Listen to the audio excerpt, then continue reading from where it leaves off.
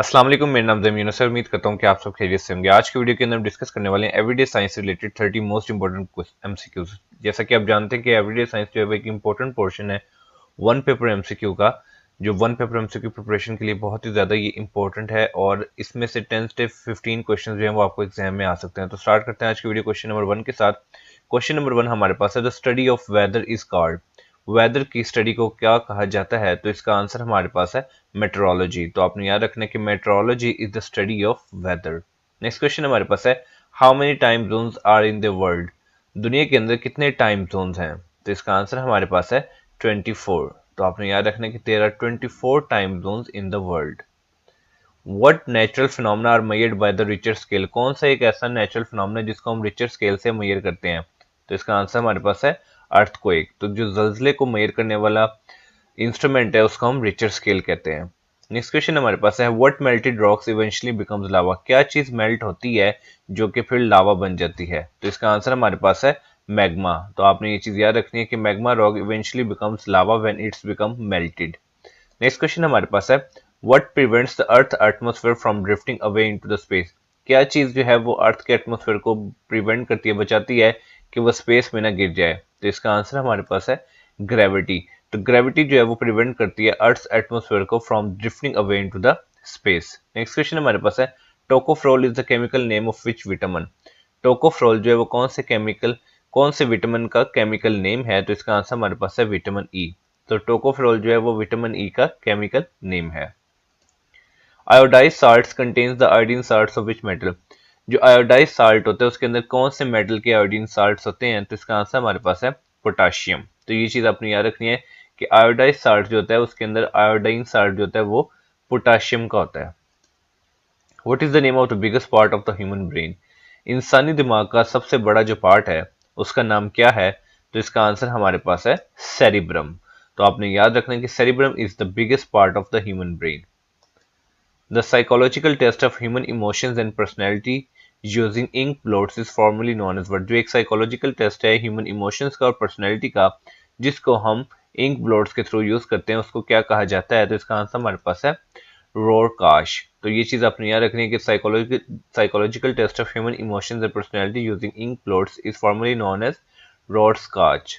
Next question हमारे पास है, what is the rarest blood type in humans. इंसानों के अंदर सबसे रेयर ब्लड टाइप जो है वो कौन सी है? तो इसका आंसर हमारे पास है ए बी नेगेटिव। तो ए बी नेगेटिव जो है वो सबसे ज्यादा नायाब है इंसानों के अंदर blood group.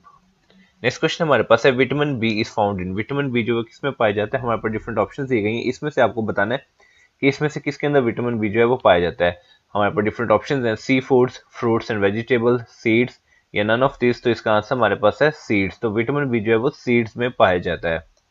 Vitamin C is found in. Vitamin C किस में पाया जाता है? तो इसका आंसर हमारे पास है फ्रूट्स एंड वेजिटेबल्स। तो यहाँ से हमें पता चला कि विटामिन बी जो है वो सीड्स में पाया जाता है, जबकि विटामिन सी जो है वो फ्रूट्स एंड वेजिटेबल्स में पाया जाता है। नेक्स्ट क्वेश्चन हमारे पास है, for being able to see three dimensional pictures we have to use. अगर हमें थ्री डायमेंशनल पिक्चर को देखना है तो हमें क्या चीज यूज करनी पड़ेगी? किसकी मदद से हम एक थ्री डायमेंशनल पिक्चर को देख सकते हैं? हमारे पास डिफरेंट ऑप्शंस हैं, like a binocular, a camera, a epidiascope या अ स्टीरियोस्कोप। तो इसका आंसर हमारे पास है एपिडायस्कोप। तो एपिडायस्कोप एक ऐसा इंस्ट्रूमेंट है जिसकी मदद से हम थ्री डायमेंशनल पिक्चर्स को देख सकते हैं। नेक्स्ट क्वेश्चन हमारे पास है, material for rain proof quotes and tents of their water proof property. तो जो मटेरियल होता है रेन प्रूफ कोट्स और टेंट्स के ऊपर, उनकी जो वाटर प्रूफ जो एबिलिटी होती है, कैपेसिटी होती है, वो किस वजह से होती है? तो इसका आंसर हमारे पास है surface tension. Most of the ozone in the atmosphere is concentrated in the. ज्यादातर जो ओजोन है वो फिजा की कौन सी लेयर के अंदर जो है वो ज्यादातर कंसंट्रेट है? तो इसका आंसर हमारे पास है स्ट्रेटोस्फेयर। तो ये चीज आपने याद रखनी है कि most of the ozone in the atmosphere is concentrated in the stratosphere. Next question हमारे पास है, what is the world's warmest sea. दुनिया का सबसे गर्म समंदर जो है वो कौन सा है? तो इसका आंसर हमारे पास है रेड सी। तो आपने ये चीज याद रखनी है कि the world's warmest sea is Red Sea. Next question हमारे पास है, what is the warmest ocean. अगर अब आपसे ओशन की बात की जाए तो वार्मेस्ट ओशन जो है वो कौन सा है? तो इसका आंसर हमारे पास है इंडियन ओशन। तो आपने याद रखना है कि अगर सी का पूछा जाए तो रेड सी है और अगर ओशन का पूछा जाए तो इंडियन ओशन है। What is the name of the branch of the science that studies the ocean. कौन सी ब्रांच है साइंस की जिसके अंदर जो है ओशन की स्टडी की जाती है? तो इसका आंसर हमारे पास है oceanography.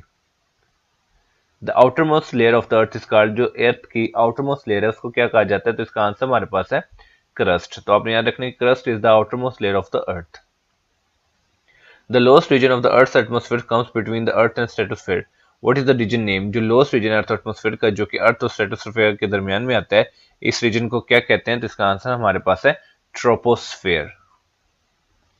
During a total solar eclipse there is most likely to be, जब टोटल सोलर एक्लिप्स होता है तो तब क्या होता है? फोटोसिंथेसिस के अकॉर्डिंग अगर हम बात करें तो फोटोसिंथेसिस के रेट में डिक्रीज होगा या इंक्रीज होगा, या रेस्पिरेशन का रेट डिक्रीज हो जाएगा, या कोई इफेक्ट नहीं होगा ना तो फोटोसिंथेसिस पे और ना ही रेस्पिरेशन पे। तो इसका आंसर हमारे पास है a decrease in the rate of photosynthesis. तो ये चीज आपने याद रखनी है कि अगर टोटल सोलर इक्लिप्स होगा और फोटोसिंथेसिस की बात हो रही है तो इसके अंदर जो फोटोसिंथेसिस का रेट है वो कम होगा। नेक्स्ट क्वेश्चन हमारे पास है the major component of honey, शहद का मेजर कंपोनेंट जो है वो क्या है? तो इसका आंसर हमारे पास है फ्रुक्टोज। तो अपने याद रखने कि मेजर कंपोनेंट जो है वो हनी का वो फ्रुक्टोज है।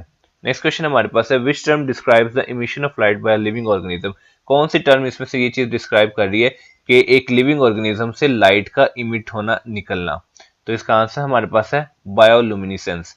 तो ये चीज आपने याद रखनी कि बायोल्यूमिनेसेंस से मुराद है emission of light by a living organism. What is the symbol of gold, gold का सिंबल जो है वो क्या है? तो इसका आंसर हमारे पास है AU। तो आपने याद रखना कि AU जो है वो गोल्ड का सिंबल है। नेक्स्ट क्वेश्चन हमारे पास है which is the hottest planet in our solar system, हमारा जो निजाम शमसी है, सोलर सिस्टम है, इसमें सबसे ज्यादा गर्म प्लेनेट जो है वो कौन सा है? तो इसका आंसर हमारे पास है वीनस। तो आपने याद रखना कि वीनस जो है वो सबसे हॉटेस्ट प्लेनेट है। What are columns in periodic table card, जो पीरियोडिक टेबल के अंदर कॉलम्स हैं उनको क्या कहा जाता है? तो इसका आंसर हमारे पास है ग्रुप। तो ये चीज आप याद रखनी है कि पीरियोडिक टेबल में कॉलम्स को ग्रुप कहा जाता है। Which one is natural satellite, इसमें से कौन सी जो है वो नेचुरल सैटेलाइट है? तो इसका आंसर हमारे पास है मून। तो मून जो है, चांद जो है वो एक नेचुरल सैटेलाइट है। समर सोलिस्टाइस मीन, समर सोलिस्टाइस का क्या मतलब है? तो इसका आंसर हमारे पास है लॉन्गेस्ट डे। तो ये चीज आपने याद रखनी है कि summer solstice means longest day. Oncology the study of, oncology किसकी स्टडी को कहा जाता है? तो इसका आंसर हमारे पास है कैंसर, कैंसर की स्टडी को ऑन्कोलॉजी कहा जाता है। How many moons does Neptune have, Neptune के अंदर कितने मून्स हैं? तो इसका आंसर हमारे पास है 14। तो आपने याद रखना है कि नेपच्यून हैव 14 मून्स। तो ये थी आज की वीडियो जिसके अंदर हमने 30 मोस्ट इंपोर्टेंट एवरीडे साइंस के एमसीक्यूज को डिस्कस किया। उम्मीद करता हूँ कि वीडियो आपके लिए बहुत ही ज्यादा इन्फॉर्मेटिव और यूजफुल साबित होगी। तो मिलते हैं इंशाल्लाह अपनी नेक्स्ट वीडियो में, तब तक अपना बहुत ज्यादा ख्याल रखिए। वस्सलाम।